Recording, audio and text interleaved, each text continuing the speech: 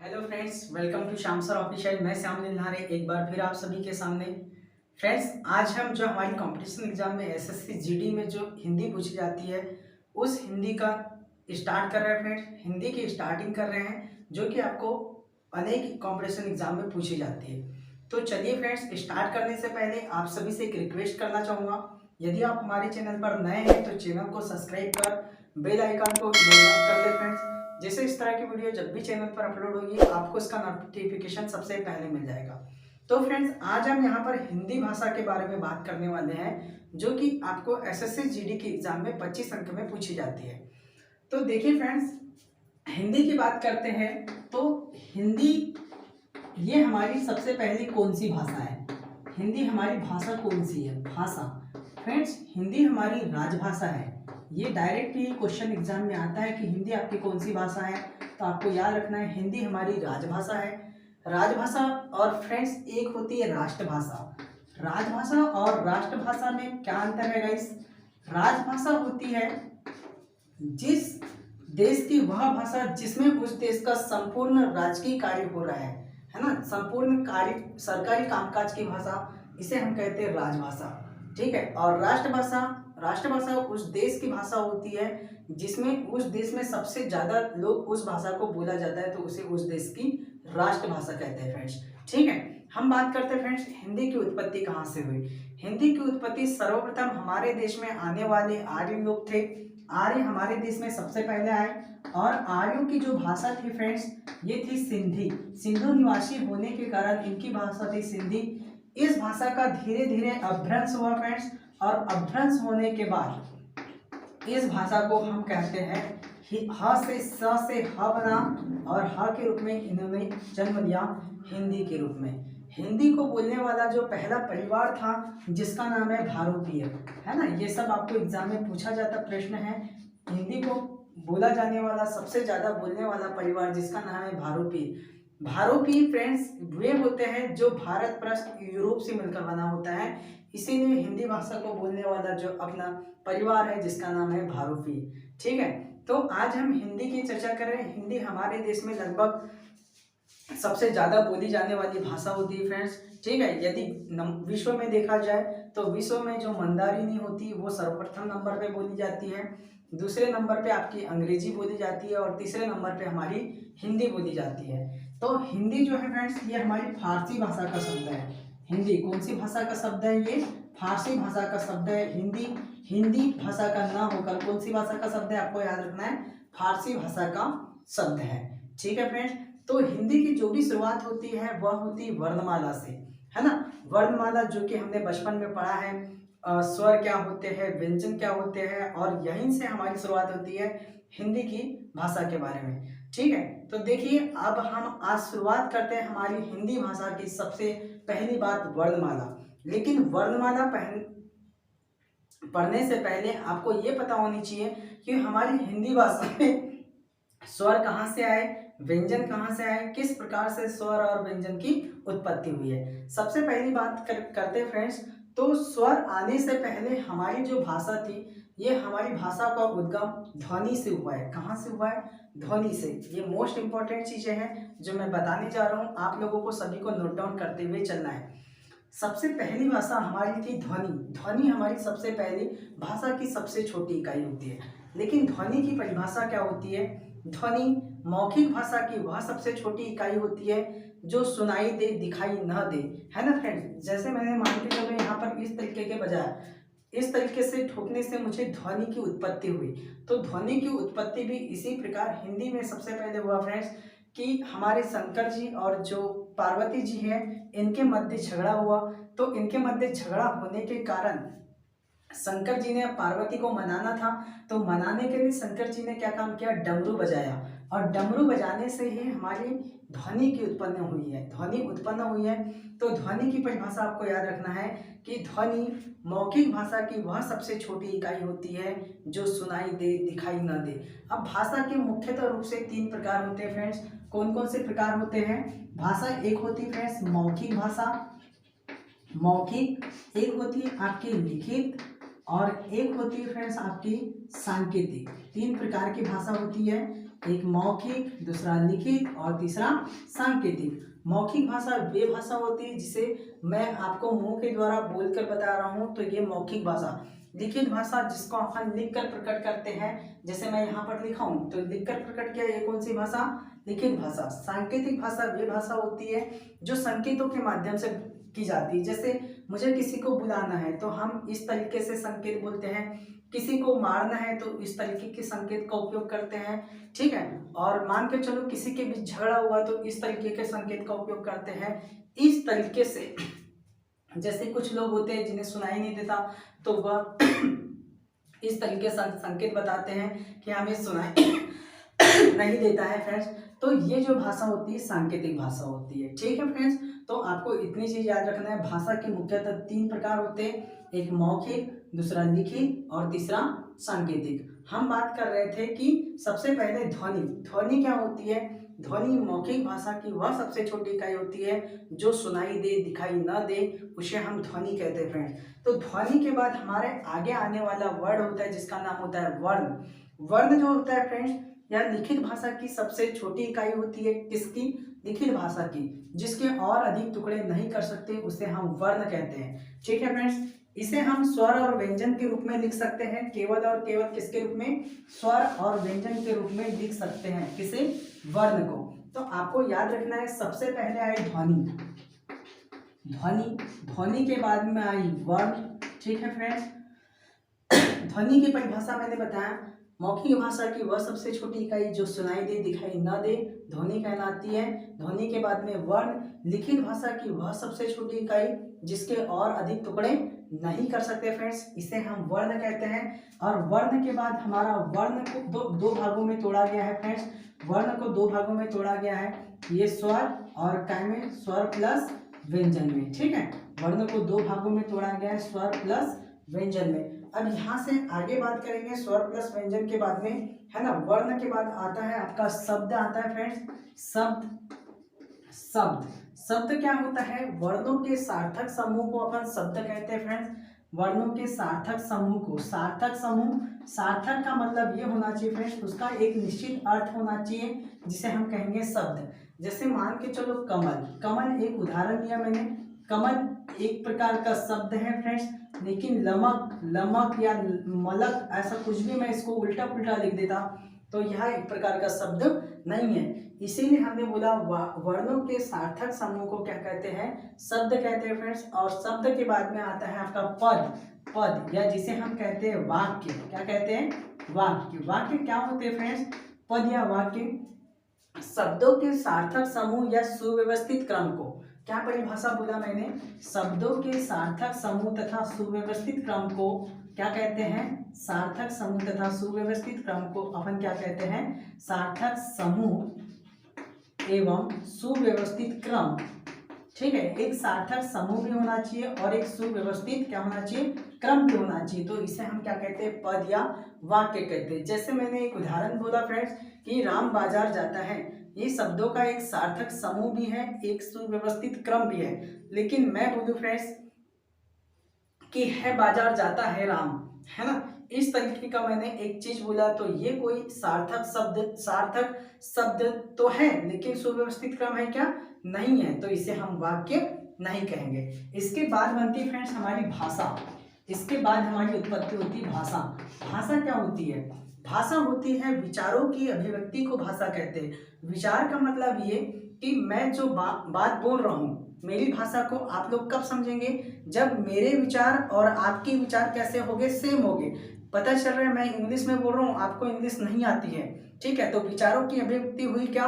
नहीं, दोनों के बीच में कम्युनिकेशन नहीं हुआ, इसीलिए हम उसे भाषा नहीं कहेंगे। आ रही बात फ्रेंड्स समझ में कि विचारों की अभिव्यक्ति को भाषा कहेंगे। मैं आपसे हिंदी भाषा में बात कर रहा हूँ, आप भी मुझसे हिंदी भाषा में बात कर रहे हैं, दोनों से भाषा का आदान प्रदान हो रहा है। इसका मतलब ये हुआ कि हमारे बीच में भाषा की क्या हो रही है? अभिव्यक्ति हो रही है। तो इसे हम कहेंगे क्या?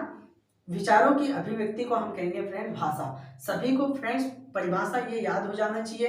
एग्जाम में क्वेश्चन आता है कि मौखिक भाषा की सबसे छोटी इकाई क्या है, तब आपको बताना है फ्रेंड्स कि मौखिक भाषा की सबसे छोटी इकाई होती है बेटा ध्वनि, है ना। ध्वनि के बाद में वर्ण किसे कहेंगे? लिखित भाषा की वह सबसे छोटी इकाई है ना। लिखित भाषा की वह सबसे छोटी इकाई जिसके और अधिक टुकड़े नहीं कर सकते। केवल दो ही चीजों में इसके टुकड़े कर सकते हैं, एक तो एक स्वर बन सकता है और दूसरा बन सकता है फ्रेंड्स व्यंजन। ठीक है, शब्द कहेंगे वर्णों के सार्थक समूह तथा सुव्यवस्थित काम को हम क्या कहते हैं फ्रेंड, शब्द कहते हैं। शब्द के बाद में आता है पद या वाक्य। शब्दों के सार्थक समूह तथा सुव्यवस्थित क्रम को अपन वाक्य कहते हैं। भाषा विचारों की अभिव्यक्ति को फ्रेंड्स हम लोग भाषा कहते हैं। इतनी बात आप सभी को हिंदी पढ़ने से पहले क्लियर होनी चाहिए, है ना। मैंने बताया कि ध्वनि की उत्पत्ति कैसे हुई, ध्वनि का उद्गम कहाँ से हुआ। ठीक इसी प्रकार फ्रेंड्स अब हम आगे बढ़ते हैं कि हमने ये सब चीज देख लिया। अब हम बात करेंगे स्वर और व्यंजन के बारे में। स्वर क्या होते हैं और व्यंजन क्या होते हैं। सबसे पहले मैं स्वर और व्यंजन के बारे में पूरे तरीके से डिफाइन कर दूंगा, फिर आपको बताऊंगा एक चीज कि स्वरों का वर्गीकरण किस प्रकार से किया गया है और व्यंजन का वर्गीकरण किस प्रकार से किया गया है। चलिए फ्रेंड्स देखते हैं हम लोग, है ना। सबसे पहले बात करते हैं स्वर के बारे में।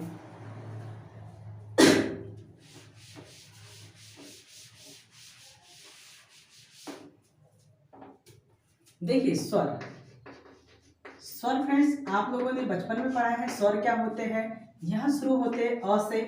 अ, आ, ई, उ, री, ए, ओ, औ, और आ। देखिए फ्रेंड्स ये होते स्वर, है ना। लेकिन स्वर की जो संख्या होती है, स्वर की संख्या होती है 11। अब आप कहेंगे कि स्वर की संख्या तो आपने यहाँ पर 13 लिखा है, लेकिन फ्रेंड्स जो और आहा होते हैं इसे स्वरों की गिनती में नहीं लिया जाता। इसे हम अयोगवाह कहते हैं। क्या कहते हैं, याद रखना है, अयोगवाह। ठीक है, क्या कहते हैं, अयोगवाह। इस प्रकार से देखा जाए 1 2 3 4 5 6 7 8 9 10 और 1 11 स्वर होते हैं।